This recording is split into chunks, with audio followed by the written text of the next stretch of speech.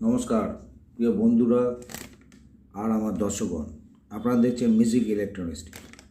বন্ধুরা, আমি ড্রাইভার কেমন করে চালাবো আপনাকে বলে দিচ্ছি। যেটা ডিসি ভোল্টেজ কেমন করে চালাতে হলে কতটা ওয়াটেজ লাগবে। এটা হাই ওয়াটেজ আছে, এইটা ম্যাচিং আছে, এই যে আপনার ইয়েটা আছে ড্রায়ারটা, এটা ইউজফুল হবে। ওকে, কিন্তু এইটা হাই ভোল্টেজ আছে, ঠিক আছে। এখানে 12 ভোল্টও ইউজ হয়, কিন্তু এখানে একটা রেজিস্টার লাগে 12 ভোল্টটাকে একটুখানি আটকানোর জন্য। কিন্তু 9 ভোল্টে এটা পুরো পারফেক্ট চলে যায়, 6 ভোল্টও চলে, 6.5 ভোল্টেও চলে যায়, ঠিক আছে। এইটার নেগেটিভ পজিটিভ আছে, এটা পোল আছে, এটার ব্যাকগ্রাউন্ড এটা। এখানে একটু কলগেটে পেস্ট লাগাতে হয়, ঠিক আছে। আমার পুরনো ভিডিওগুলো আপনারা দেখবেন কেমন করে আমি এলইডি বাল্বগুলো বানাচ্ছি। আপনাকে ফলো রাখতে হবে, তার জন্য আপনাকে লেগে থাকতে হবে। স্কিপ না করে দেখলে আপনার ভিডিওটা দেখার জন্য খুব ভালো আছে, ঠিক আছে।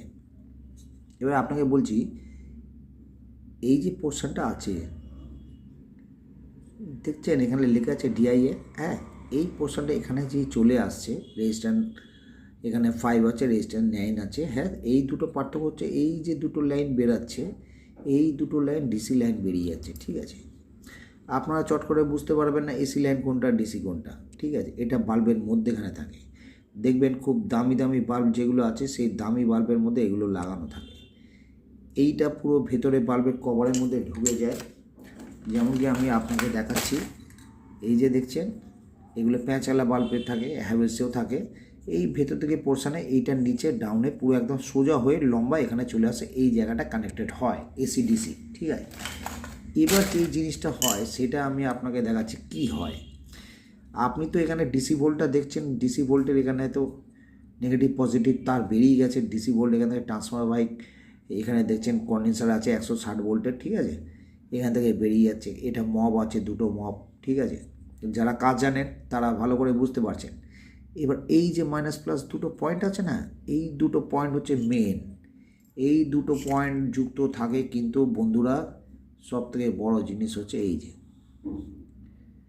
এই দুটো আপনার লাগবে রেজিস্টার।